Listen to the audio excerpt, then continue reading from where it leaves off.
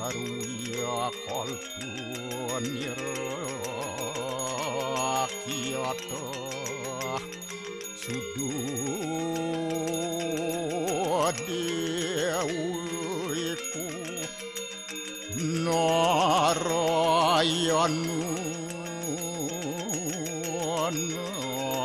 naduyatyu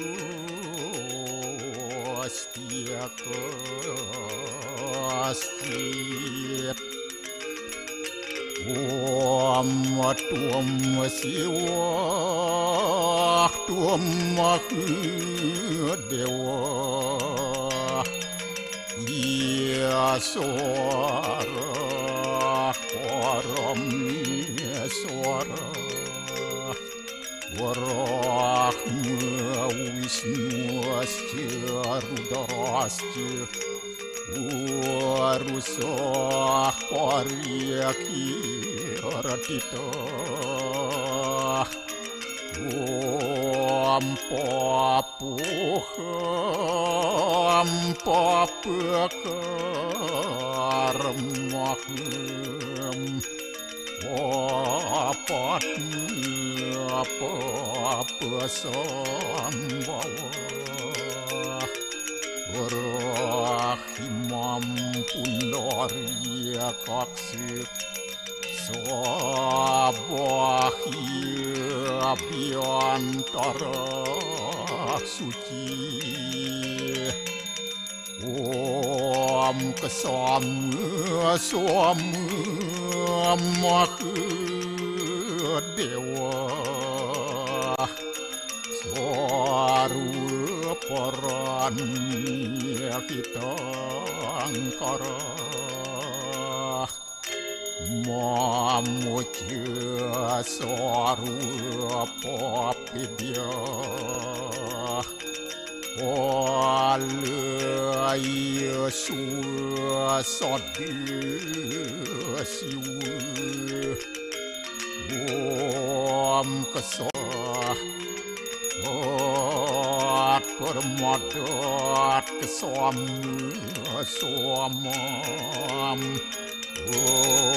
om santi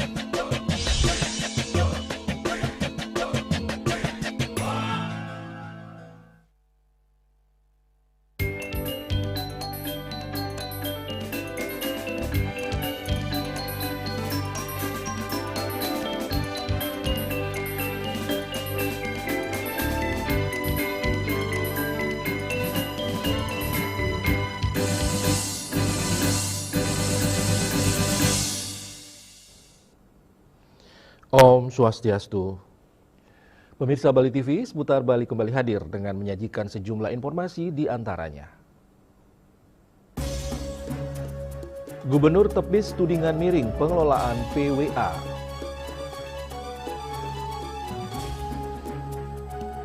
Kemacetan di Bali tak hanya soal kendaraan, tetapi juga tata ruang. Jangan lewatkan juga informasi menarik lainnya yang sudah disiapkan tim redaksi kami. Bersama saya Pradana Adiputra, inilah Seputar Bali selengkapnya.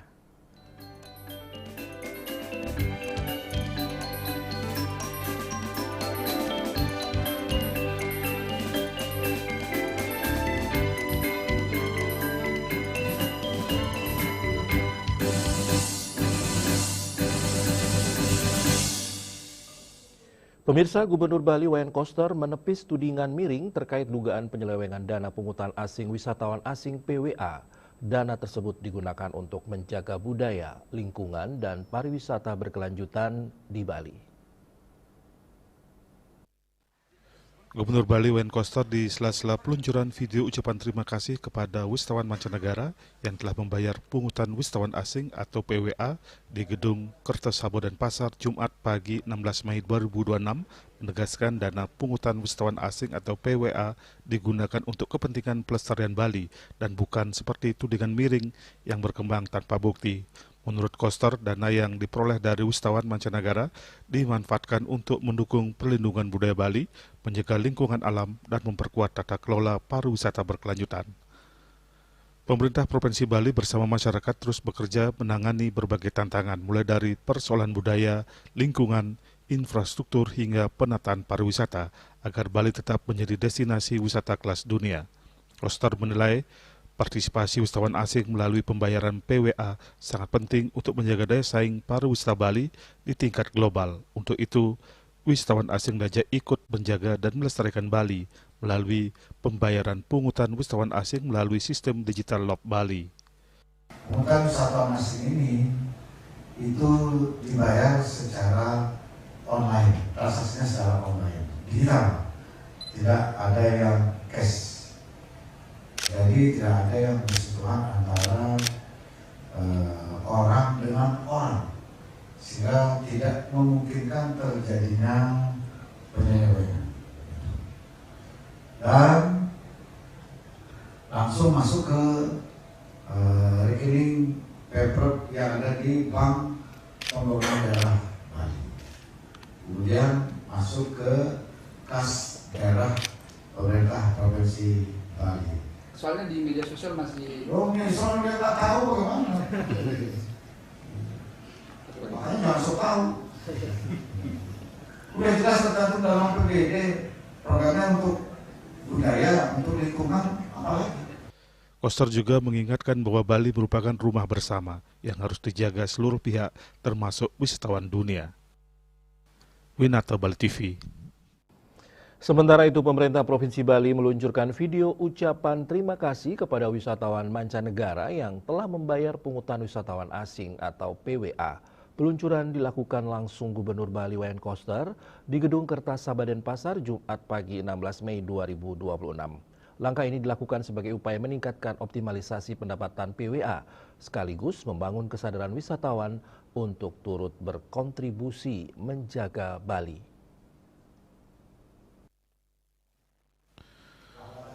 Gubernur Bali Wayne Koster mengatakan kebijakan pungutan wisatawan asing mulai diberlakukan sejak 14 Februari 2024. Pada tahun pertama pelaksanaan, jumlah wisatawan asing yang membayar PWA mencapai 2,1 juta orang, atau sekitar 32% dari total 6,3 juta wisatawan asing yang datang ke Bali dengan total pendapatan mencapai 318 miliar rupiah. Memasuki tahun 2025, Pemprov Bali melakukan perubahan pola kerjasama dengan menggandeng M-Point sehingga jumlah wisatawan yang membayar PWA meningkat menjadi 2,4 juta orang atau 34% dari total 7 juta wisatawan asing dengan total pendapatan mencapai 369 miliar rupiah. Koster menegaskan seluruh pembayaran PWA dilakukan secara online sehingga meminimalisasi potensi penyelewengan. Dana yang terkumpul digunakan untuk pelestarian budaya Bali, perlindungan lingkungan, pembangunan infrastruktur, hingga pengembangan destinasi wisata. Dari hasil evaluasi, sebanyak 96% wisatawan asing melakukan pembayaran sebelum berangkat ke Bali. Untuk meningkatkan partisipasi wisatawan, Pemprov Bali meluncurkan video dan grafis ucapan terima kasih kepada wisatawan asing yang telah membayar PWA. Materi tersebut mulai disebarluaskan pada 16 Mei 2026 melalui beragam media promosi. Selain itu, Pemprov Bali terus melakukan evaluasi agar optimalisasi PWA dapat berjalan maksimal tanpa menimbulkan resistensi dari wisatawan. Bahkan Kejaksaan Agung telah memberikan rekomendasi pembentukan tim terpadu guna memperkuat implementasi program tersebut. Selagi ini berjalan, proses kerjasama dengan Kementerian Migrasi dan Pemasyarakatan ini, kami juga berdiskusi dengan tim untuk mengambil upaya langkah-langkah dalam rangka mengoptimalkan pungutan wisatawan asing ini. Di antaranya adalah membuat ucapan menyampaikan menyampaikan ucapan terima kasih kepada para wisatawan asing yang berkunjung ke Bali dan telah memenuhi kontribusi membayar pungutan wisatawan asing pada tahun 2024 maupun tahun 2025 serta pencapaiannya. Dan kami tayangkan dalam bentuk video maupun juga dalam bentuk grafis. Pemerintah Provinsi Bali berharap optimalisasi pungutan wisatawan asing tidak hanya meningkatkan pendapatan daerah, namun juga memperkuat upaya pelestarian budaya dan lingkungan Bali secara berkelanjutan. Winata Bali TV.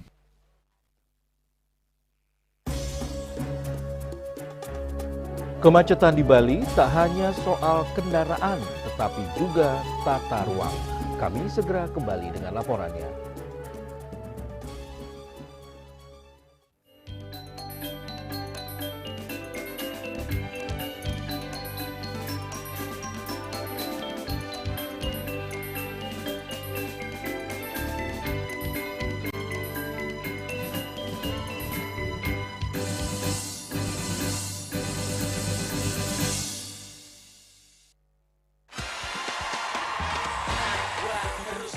Seruput aduh. Luwak hitam baru dengan teknologi slow roasting bikin nyaman.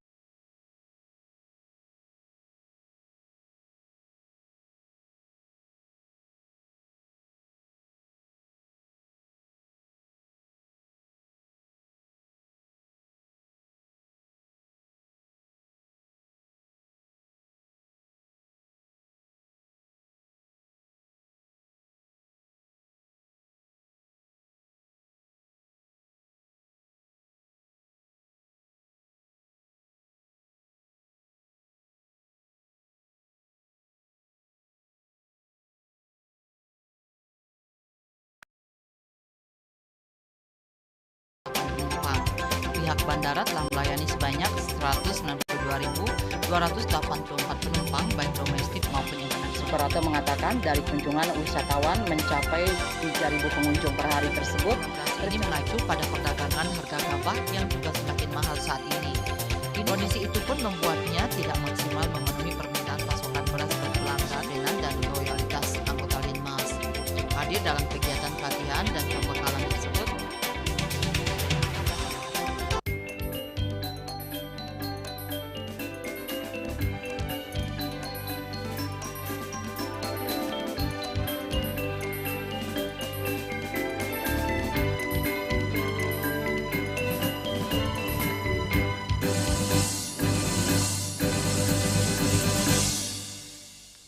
Pemirsa, kemacetan di Bali dinilai tidak semata-mata dipicu tingginya jumlah kendaraan bermotor, tetapi juga akibat buruknya tata ruang dan minimnya fasilitas pendukung di kawasan usaha.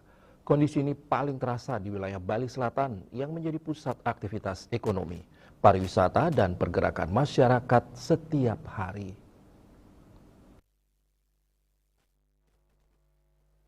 Pakar arsitektur dan tata ruang Profesor Iputu Rumawan Salain menilai kepadatan lalu lintas di Bali sudah berada pada tahap mengkhawatirkan.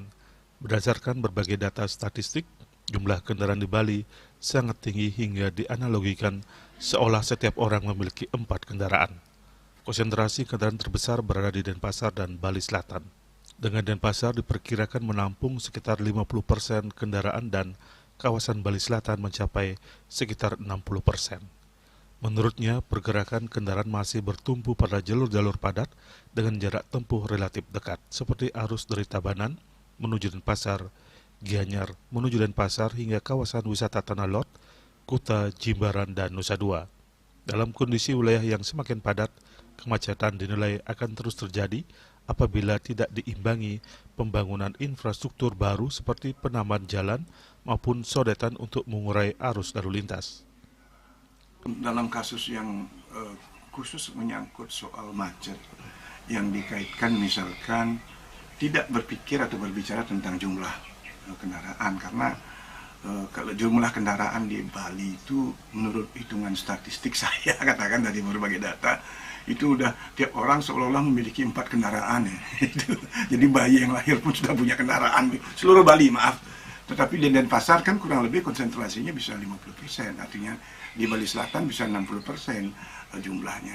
dan itu bergeraknya di sekitar yang jarak jangkaunya katakanlah Tabanan ke sini 21 kilo, Gianyar ke sini 21 kilo, ke Ubud sekitar itu. Kalau masih berkutat itu Tanah Lot, ini swasta kita bilang Kute, Jimbaran, Nusa Dua dan lain-lain. Dalam 21 meter dengan bentang kendaraan segitu ya pasti macet. Dan ini akan terus memacet jika infrastruktur jalan tidak ada lagi sodetan-sodetan atau jalan-jalan baru yang bisa menampung kegiatannya itu. Masyarakat bersama pemerintah didorong untuk menjaga ketertiban tata ruang dan kualitas lingkungan agar Bali tidak hanya berkembang secara ekonomi, tetapi juga tetap nyaman sebagai tempat tinggal dan destinasi wisata. Yana Bali TV. Perkembangan sektor transportasi di Bali kini memasuki babak baru. Kini perusahaan yang bergerak EV Electric Vehicle atau kendaraan listrik, yakni PT Sentrik Persada Nusantara, secara resmi meluncurkan aplikasi Trihita atau transportasi hijau terintegrasi berbasis desa adat di Wantilan Desa Beraban, Kediri Tabanan, pagi tadi Sabtu 16 Mei 2026. Hal ini sebagai langkah positif menjawab persoalan ekosistem ekonomi, khususnya transportasi lokal.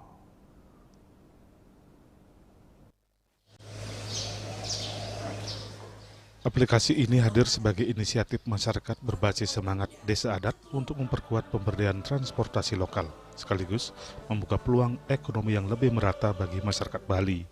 Founder Trihita Imade Sudiano menjelaskan, aplikasi ini telah mendapat dukungan dari pemerintah serta para bendesa adat di Bali. Trihita tidak hanya fokus pada layanan transportasi, tetapi juga dirancang untuk mengembangkan sektor bisnis lain di tingkat desa adat.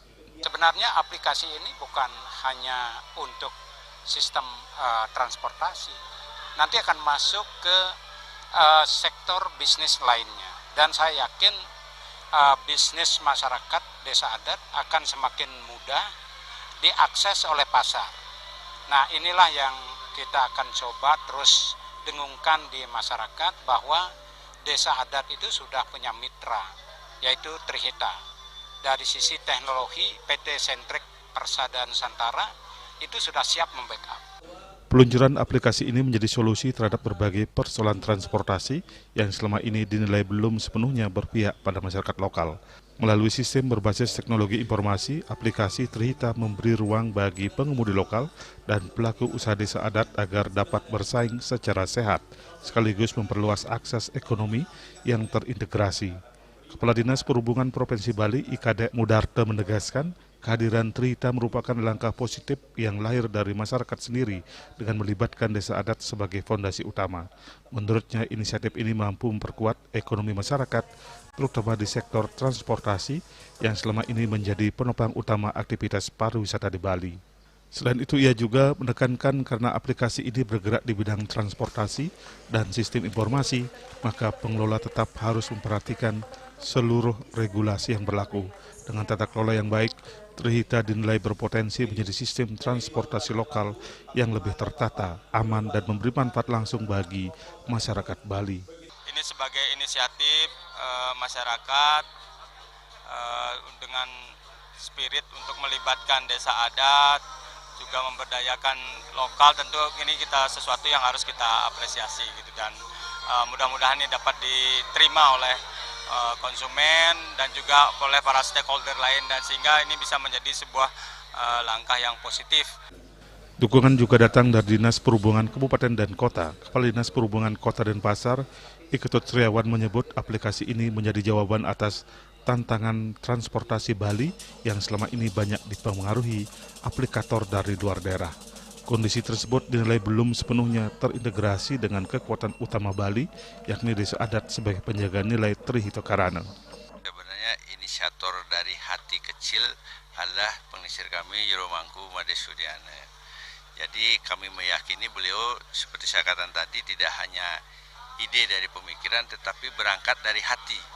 Bagaimana melihat situasi transportasi di Bali terkait dengannya adanya aplikator-aplikator yang sudah beroperasi, yang tentunya banyak menimbulkan permasalahan yang belum terintegrasi dengan kekuatan kita andalan pariwisata yang notabene desa adat sebagai ujung tombak pengawal Trihita Karana dari hati kecil beliau lah yang sebenarnya bagaimana ke depan pertumbuhan pariwisata ini termasuk penyelenggaraan transportasi menguatkan juga desa adat. Tentu kami memberikan dukungan penuh karena artinya kami lihat dari segi presentasinya sudah baik.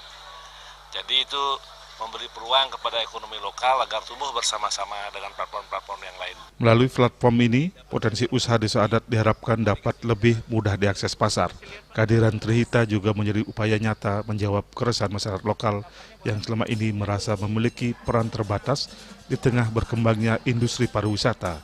Dengan penguatan desa adat sebagai pusat ekonomi, Bali diharapkan mampu menjaga harmoni antara pariwisata, budaya, dan kesejahteraan masyarakat secara berkelanjutan. Indrawan, Bali TV.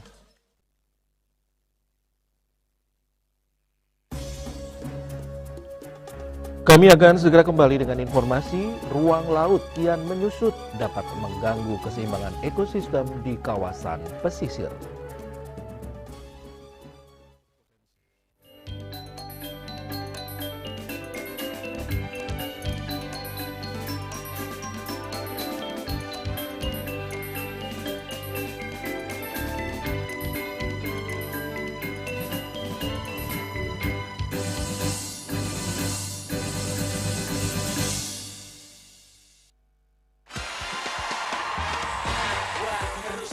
Seruput aja dulu. Luwak hitam baru dengan teknologi slow roasting bikin nyaman di lambung.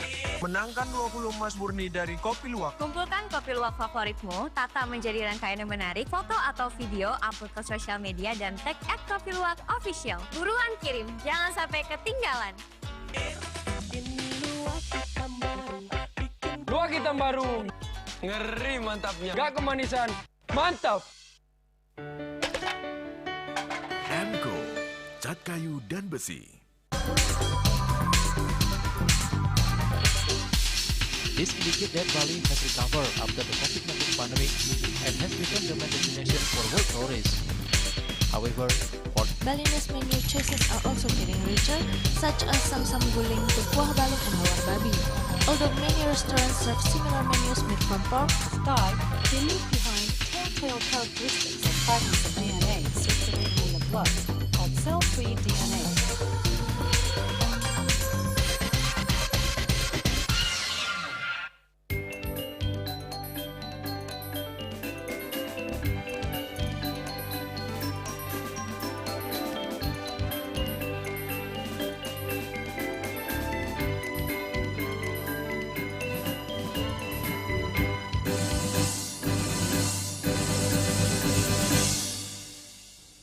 Pemirsa, menyusutnya ruang laut di Bali, khususnya kawasan Pulau Serangan, dinilai dapat mengganggu ekosistem biota laut dan mengancam sumber penghidupan masyarakat pesisir yang selama ini bergantung pada hasil laut.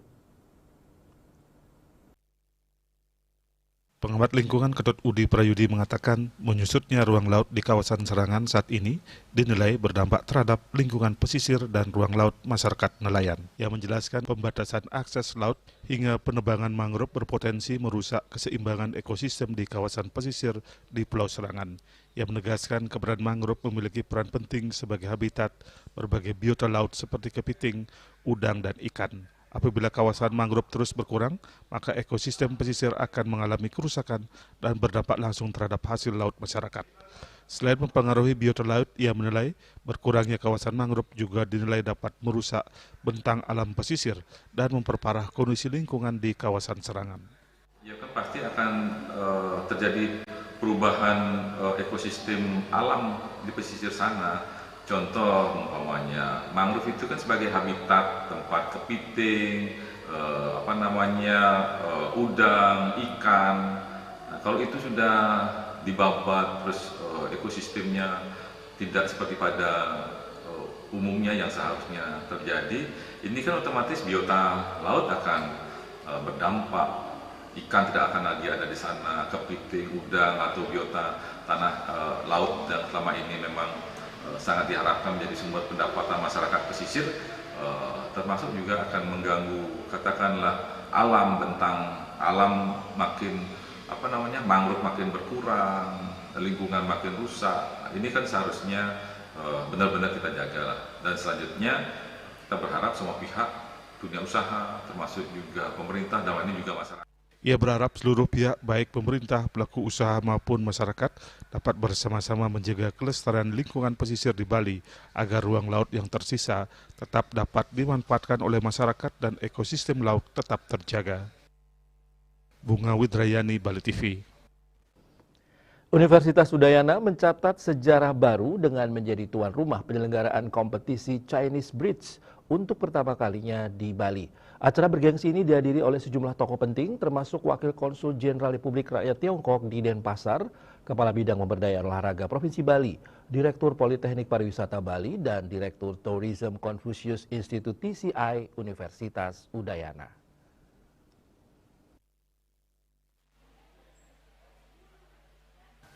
Dekan Fakultas Pariwisata Universitas Udayana, Iwayan Swardano, menyatakan bahwa pemilihan Bali sebagai lokasi kompetisi didasari oleh perkembangan minat yang sangat pesat.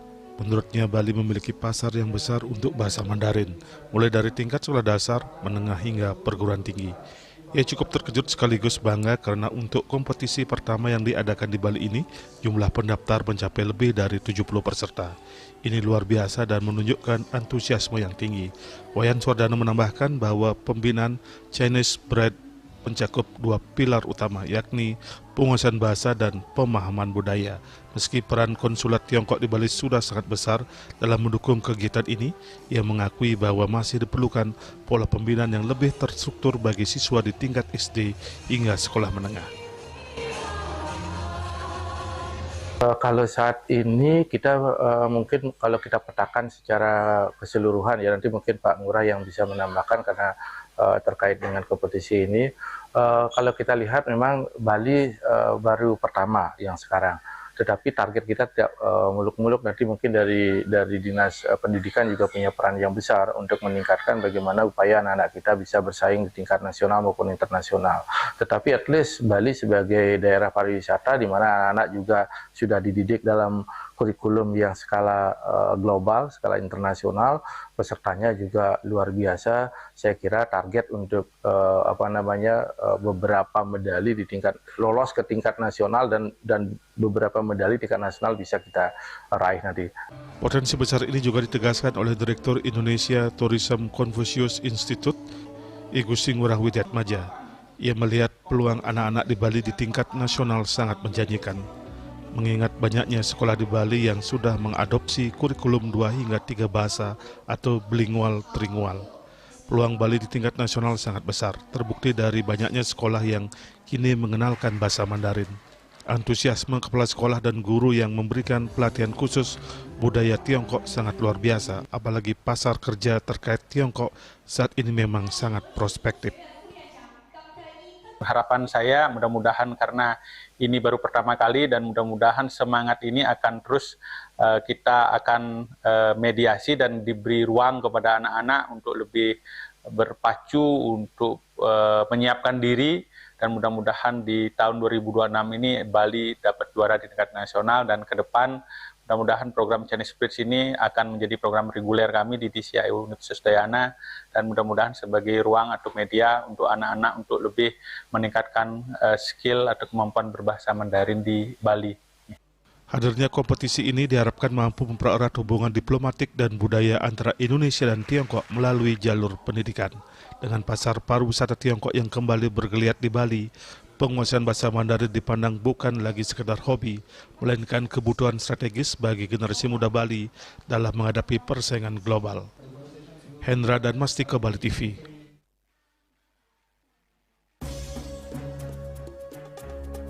Ketua MPR RI ajak generasi muda perkuat persatuan. Kami segera kembali dengan informasinya.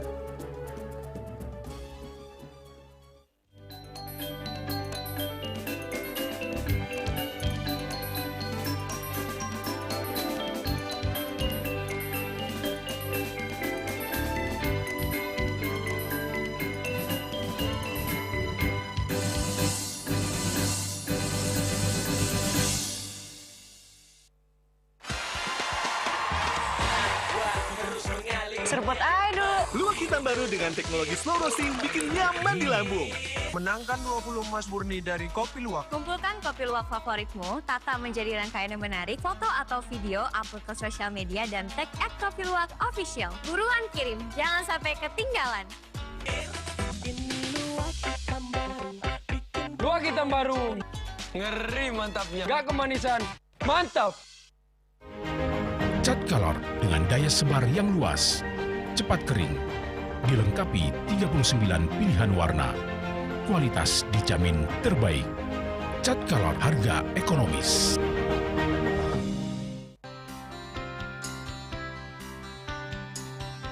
Rupuniki kemarjang disampun angkat ke alit nek kulit. Metapah kalau kebaos, mepandes utawi mesangi, mesin tramo, antar ketua Banjar Jakarta Selatan menghadiri Jakarta Selatan para pinangite miwah tokoh-tokoh umat Hindu emansipasi miwah penyarengan kerama istri saha anggen cangin purikau wenten taler 6 TPS sanik kaayahin oleh kerama istri ingdian ring TPS 6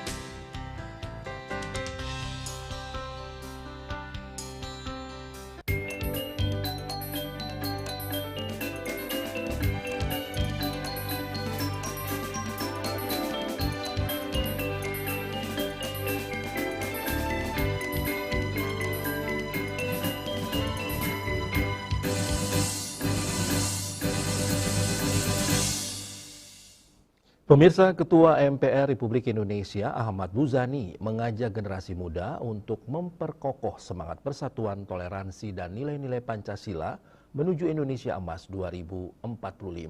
Hal tersebut ditegaskannya di depan ratusan mahasiswa di salah satu perguruan tinggi negeri di Singaraja.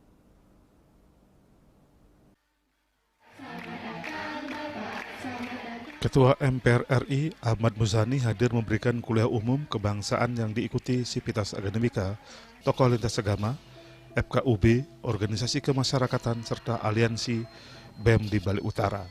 Dalam pemaparannya, Ahmad Muzani menekankan pentingnya meneladani semangat Empu Kuturan yang mampu mempersatukan berbagai sekte di Bali pada masa Kerajaan Udayana. Menurutnya, nilai persaudaraan dan kerukunan harus terus dijaga di tengah keberagaman bangsa Indonesia. Kami harus yakin bahwa Indonesia ke depan dipimpin oleh mereka yang mengerti konstitusi negara, oleh budaya negara. Saudara-saudara, apa persoalan yang sekarang kita hadapi? Dulu sebelum kita merdeka, problem kita adalah persoalan bagaimana kita bisa merdeka. Karena itu yang dilakukan sosialisasi adalah menggalang persamaan satu nasib, satu penanggungan, bahwa kita semua adalah orang-orang yang dijajah oleh Belanda. Kita semua adalah orang yang dizalimi oleh Belanda. Kita semua adalah orang-orang yang dianiaya oleh Belanda. Dan itu semua tergalang solidaritas bahwa Belanda adalah musuh kita semua dan kita harus hengkangkan Belanda. Muzani menyebut Indonesia akan memasuki usia 100 tahun pada 2045 mendatang. Karena itu, generasi muda harus memiliki kemandirian dan ketahanan dalam menghadapi berbagai tantangan global. Dalam kesempatan tersebut, Muzani juga mengajak masyarakat untuk terus memperkokoh semangat persatuan dalam bingkai Pancasila, Undang-Undang Dasar 1945, NKRI, dan Bhinneka Tunggal Ika.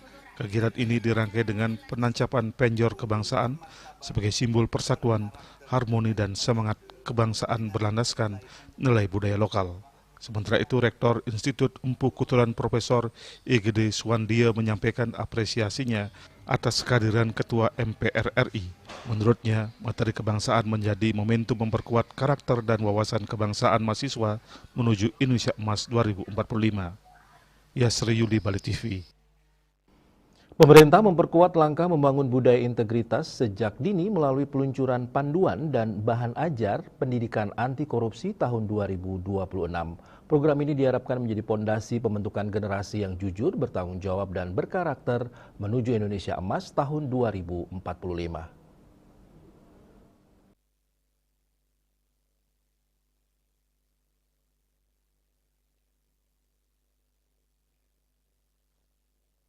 Langsung di Gedung Wisma Sabo Kantor Gubernur Bali 16 Mei 2026 pagi, prosesi pengambilan sumpah dan pelantikan fungsionaris Dewan Pengawas serta Dewan Pengurus wilayah BMPS Provinsi Bali ini dipimpin langsung oleh Ketua Umum Dewan Pengurus Nasional BMPS Ki Dr. Saur Panjaitan. Prosesi sakral ini ditandai dengan penyematan PIN secara simbolis yang diikuti oleh seluruh pengurus yang dilantik. Ketua terpilih BMPS Bali, Dr. Made Sumitra Chandrajaya menyatakan agenda terdekat yang akan dilaksanakan adalah menggelar rapat kerja wilayah atau Rakelwil. Poin utama yang akan dibahas meliputi jalinan komunikasi dengan Pemprov Bali terkait regulasi daerah dan penganggaran, pengawalan proses PPDB, serta mendukung penuh program pemerintah Satu Keluarga Satu Sarjana. Hingga tahun 2026 ini, BMPS Bali menaungi sekitar 500 yayasan penyelenggara pendidikan swasta yang tersebar di seluruh kabupaten kota sebali. Poin pertama kita akan menjalin komunikasi yang baik dengan Pemda Bali.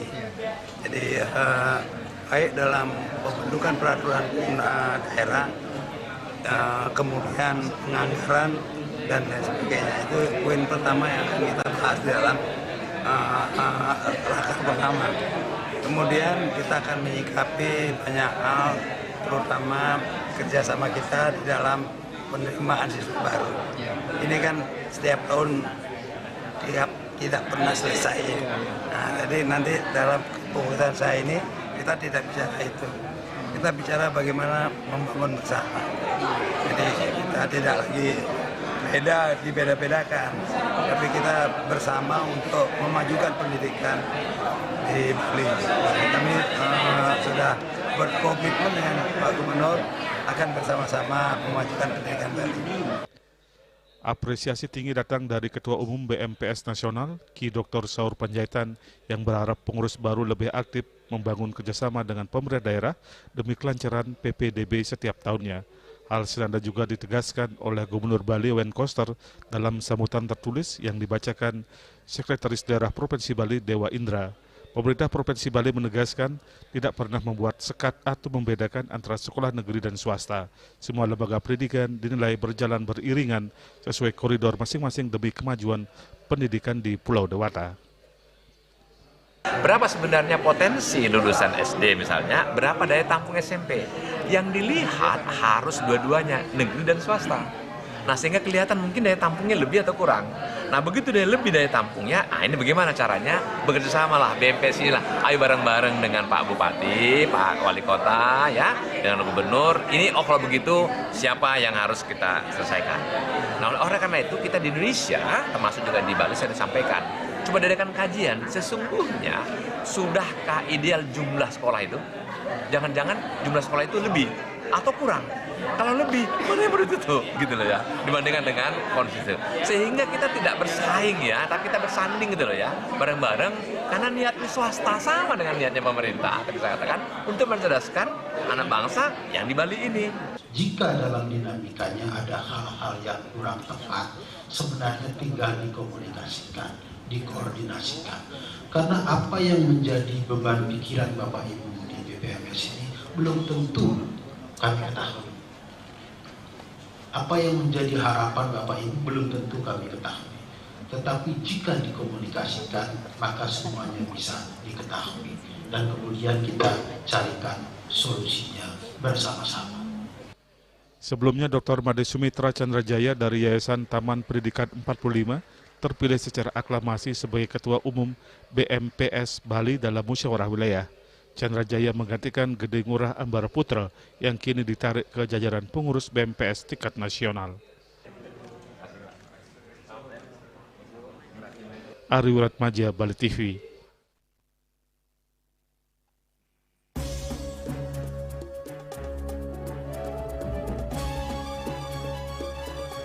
Pemirsa, jangan beranjak dulu, kami segera kembali dengan laporan Bali jadi pusat sport tourism.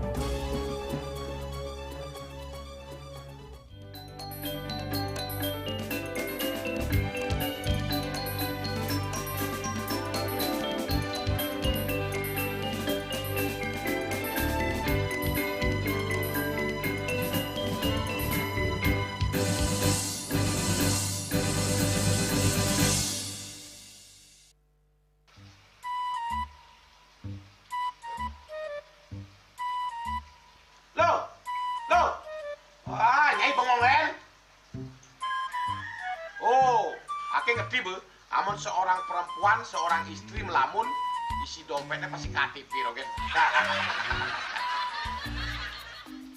Nih, awaknya hanya belajar lebih tenang menikmati hidup dengan proses tanpa harus protes. Loh, hidup itu adalah sebuah perjalanan, bukan perbandingan. Maka jangan pernah kamu bandingkan prosesmu dengan orang lain, karena kita berdiri di bumi yang sama dengan takdir yang berbeda. Oh, ini bertakdir awaknya nganten gak beli, saya proses tapi stres. Wah, mula punya Nyai. Betul ya Nyai. Ini pijit tangan lu. Sakit lagi awak-awaknya. Apa? Mau pijat kego? Oh, mau pijat. Bawayan kayak dirungi, matajan, matuakan. Dan ini subane gelam kekene awaknya ini makatang lo. Awaknya ini makatang. Awaknya sing kodak, awaknya sing idawak kenyang, sing idawak mijat. Loh, beli pergi karena tugas, pulang demi beras. Lelah itu wajar, tapi menyerah bukanlah jalan keluar. Semangat kone ngopi, kone ngama, wakilnya berceramah, cerita presiden. Cuma sebelum lagi sih, bercerita wakil.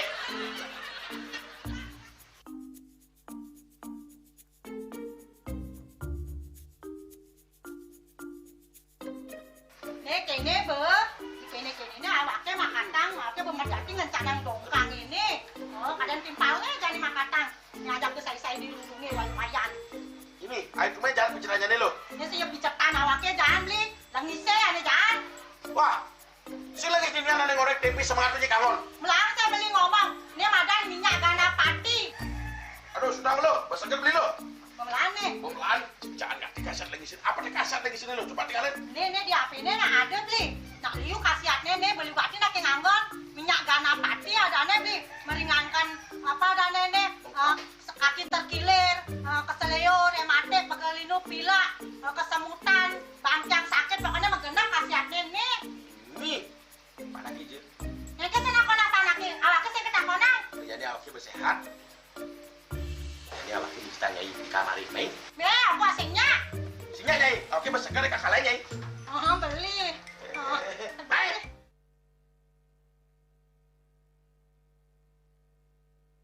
Senja malu yang sejatine ada di lohe terus terang beli yang sama ngadi terus dan beli ganti mati kalau matang landingin kabut pedis. Saksikan Bali Playlist setiap hari pukul 13 dan 14 WITA hanya di Bali TV.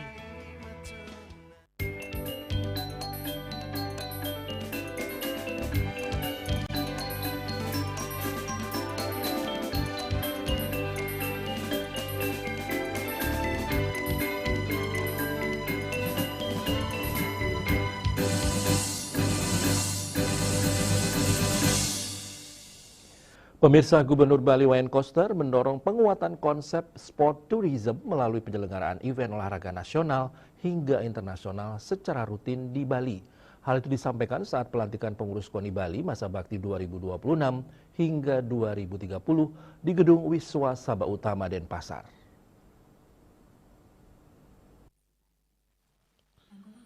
Menurut Wayan Koster, Bali memiliki potensi besar tidak hanya sebagai destinasi pariwisata dunia, namun juga sebagai pusat penyelenggaraan event olahraga bertaraf internasional. Penyelenggaraan event olahraga dinilai mampu mendatangkan atlet dan wisatawan dari berbagai negara ke Pulau Dewata. Koster menyebut sport tourism dapat memberikan dampak positif bagi sektor pariwisata, ekonomi kreatif hingga peningkatan pendapatan masyarakat lokal. Selain itu, kegiatan olahraga internasional juga dianggap mampu memperkuat promosi Bali di tingkat global. Pariwisata berbasis olahraga, kesehatan. Gitu. Jadi karena itu, event-event yang berkaitan dengan keolahragaan harus banyak kita lakukan di Bali. Di Bali. Selain untuk mengangkat olahraga, dunia olahraga dengan prestasinya, juga itu akan ikut berkontribusi di dalam meningkatkan kepariwisataan Bali. Dulu ada Bali Tenki dan seterusnya. Kita akan rancang mulai tahun depan ini secara tematik kalau bisa tiap bulan sekali ada event olahraga berkelas dunia di Bali.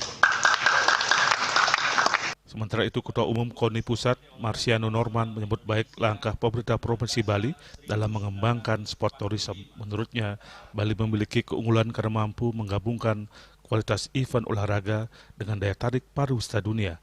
Namun demikian, Marsiano menekankan pentingnya peningkatan kualitas penyelenggaraan event, mulai dari perangkat pertandingan hingga jaminan keamanan atlet selama kompetisi berlangsung. Mendukung penuh harapan Pak Gubernur agar Bali ini menjadi destinasi sport tourism dunia. Kita akan berusaha mendorong cabang-cabang olahraga yang ada, melakukan event-event internasional di Bali ini, untuk mengundang atlet-atlet mancanegara datang ke Bali. Pemerintah Provinsi Bali berharap pengembangan sport tourism dapat menjadi salah satu penggerak pertumbuhan ekonomi daerah, sekaligus memperkuat posisi Bali sebagai destinasi pariwisata internasional. Winarto, Bali TV. Polres Buleleng menggelar panen raya jagung serentak kuartal 2 yang dirangkaikan dengan groundbreaking 10 gudang ketahanan pangan Polri serta launching operasional 166 SPPG Polri. Kegiatan ini menjadi bentuk dukungan Polri terhadap program ketahanan pangan nasional.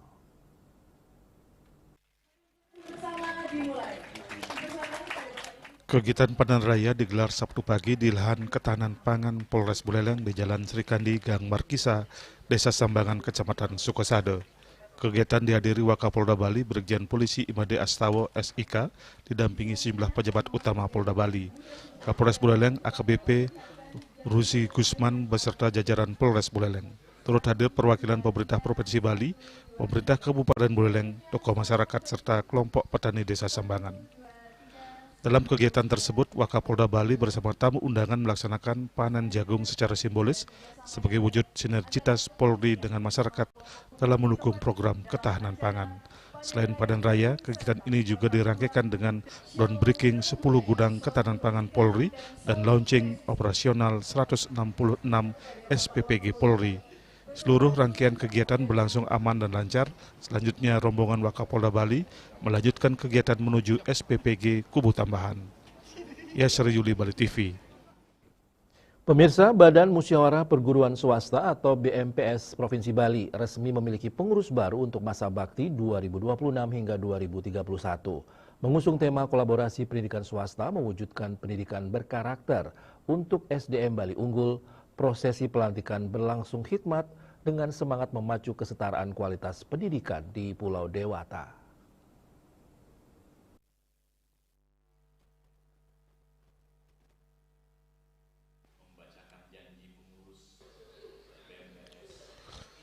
Berlangsung di Gedung Wisma Sabo Kantor Gubernur Bali 16 Mei 2026 pagi, prosesi pengambilan sumpah dan pelantikan fungsionaris Dewan Pengawas serta Dewan Pengurus wilayah BMPS Provinsi Bali ini dipimpin langsung oleh Ketua Umum Dewan Pengurus Nasional BMPS Ki Dr. Saur Panjaitan. Prosesi sakral ini ditandai dengan penyematan PIN secara simbolis yang diikuti oleh seluruh pengurus yang dilantik. Ketua terpilih BMPS Bali, Dr. Made Sumitra Chandrajaya menyatakan agenda terdekat yang akan dilaksanakan adalah menggelar rapat kerja wilayah atau Rakelwil. Poin utama yang akan dibahas meliputi jalinan komunikasi dengan Pemprov Bali terkait regulasi daerah dan penganggaran, pengawalan proses PPDB, serta mendukung penuh program pemerintah Satu Keluarga Satu Sarjana. Hingga tahun 2026 ini, BMPS Bali menaungi sekitar 500 yayasan penyelenggara pendidikan swasta yang tersebar di seluruh kabupaten kota se-Bali. Poin pertama kita akan menjalin komunikasi yang baik dengan Pemda Bali. Jadi baik dalam pembentukan peraturan daerah, kemudian penganggaran dan lain sebagainya. Itu poin pertama yang akan kita bahas di dalam raker pertama. Kemudian kita akan menyikapi banyak hal, terutama kerjasama kita di dalam penerimaan siswa baru. Ini kan setiap tahun tidak pernah selesai. Nah, jadi nanti dalam kepengurusan saya ini kita tidak bicara itu. Kita bicara bagaimana membangun bersama. Jadi sudah tidak lagi dibeda-bedakan, tapi kita bersama untuk memajukan pendidikan di Bali. Kami sudah berkomitmen dengan Pak Gubernur akan bersama-sama memajukan pendidikan Bali. Apresiasi tinggi datang dari Ketua Umum BMPS Nasional, Ki Dr. Saur Panjaitan, yang berharap pengurus baru lebih aktif membangun kerjasama dengan pemerintah daerah demi kelancaran PPDB setiap tahunnya. Hal senada juga ditegaskan oleh Gubernur Bali Wayne Koster dalam sambutan tertulis yang dibacakan Sekretaris Daerah Provinsi Bali Dewa Indra. Pemerintah Provinsi Bali menegaskan tidak pernah membuat sekat atau membedakan antara sekolah negeri dan swasta. Semua lembaga pendidikan dinilai berjalan beriringan sesuai koridor masing-masing demi kemajuan pendidikan di Pulau Dewata. Berapa sebenarnya potensi lulusan SD misalnya, berapa daya tampung SMP? Yang dilihat harus dua-duanya, negeri dan swasta. Nah, sehingga kelihatan mungkin daya tampungnya lebih atau kurang. Nah, begitu lebih daya tampungnya, ini bagaimana caranya? Bekerja sama lah, BMPS ini lah. Ayo bareng-bareng dengan Pak Bupati, Pak Wali Kota, ya, dengan Gubernur. Ini kalau begitu, siapa yang harus kita selesaikan?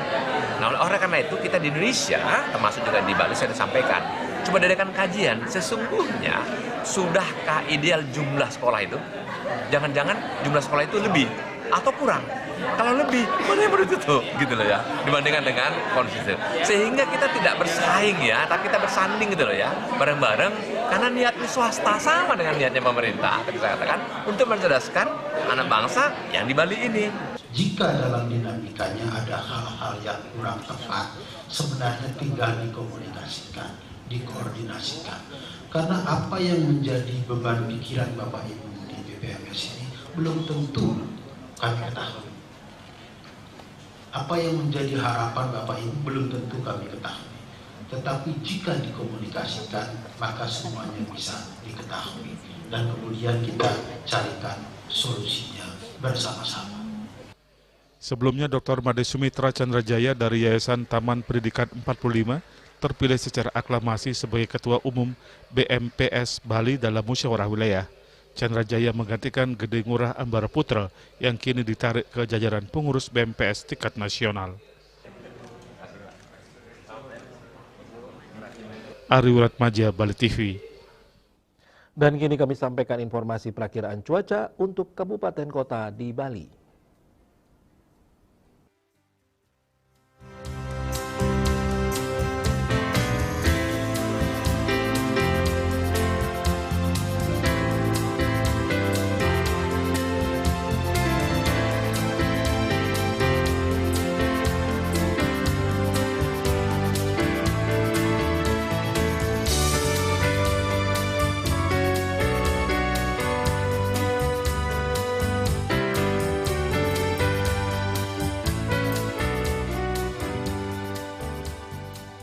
Pemirsa seputar Bali bersama Minyak Apun Ganapati, Usada Bali, Keluarga Sehat. Update terus informasi Anda dengan subscribe dan like YouTube channel Bali TV @newsbali.tv. Mewakili redaksi yang bertugas, saya Pradana Adi Putra pamit undur. Terima kasih atas perhatian Anda. Sampai jumpa. Om Santi, Santi, Santi, Om.